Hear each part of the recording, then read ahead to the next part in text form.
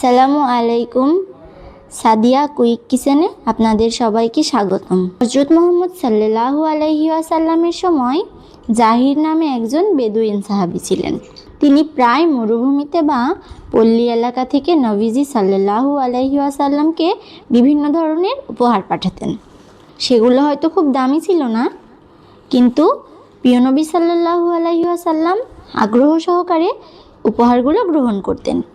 একদিন জাহির রাদিয়াল্লাহু তাআলা আনহু যখন মদিনার বাজারে কিছু বিক্রি করছিলেন, তখন নবীজি সাল্লাল্লাহু আলাইহি ওয়াসাল্লাম পিছন থেকে গিয়ে তাকে জড়িয়ে ধরলেন এবং তার চোখ দুটো হাত দিয়ে বন্ধ করে দিলেন। জাহির রাদিয়াল্লাহু তাআলা আনহু প্রথমে বুঝতে পারেনি কে তাকে ধরছেন। তিনি বলে উঠলেন, কে তুমি? আমাকে জড়িয়ে ধরো, আমাকে ছেড়ে দাও।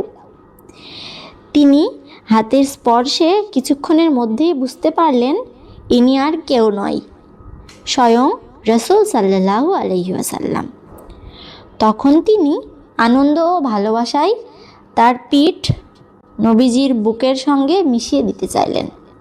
অতঃপর নবীজি সাল্লাল্লাহু আলাইহি ওয়াসাল্লাম তখন কৌতুক করে বললেন, কে এই দাসকে কিনবে? কে এই গোলামকে কিনবে? জাহির রাদিয়াল্লাহু তাআলা আনহু নিজেকে তুচ্ছ মনে করে সাথে সাথেই উত্তর দিলেন, হে রাসূল, আপনি যদি আমাকে বিক্রি করেন দেখবেন আমি খুব সস্তা, অর্থাৎ কেউ আমাকে কিনবে না, কারণ আমি এত মূল্যবান নই। নবীজি সাল্লাল্লাহু আলাইহি ওয়াসাল্লাম তখন তার পিঠে হাত বুলিয়ে দিয়ে বললেন, কিন্তু আল্লাহর কাছে তুমি মোটেও সস্তা নও, বরং তুমি আল্লাহর কাছে অত্যন্ত মূল্যবান। তিনি সাল্লাল্লাহু আলাইহি ওয়াসাল্লাম সহ উপস্থিত লোকদের দিকে তাকিয়ে বললেন, জাহির আমাদের পল্লী বন্ধু আর আমরা তার শহরে বন্ধু। হাদিসটির শিক্ষণীয় বিষয় হলো সাল্লাল্লাহু আলাইহি ওয়াসাল্লাম তার সাহাবীদের সাথে কতটা সহজ ছিল। আন্তরিক এবং হাস্যরসে ভরপুর সম্পর্ক রাখতেন তিনি তার সাহাবীদের সঙ্গে। তিনি কখনো কাউকে ছোট মনে করতেন না, বরং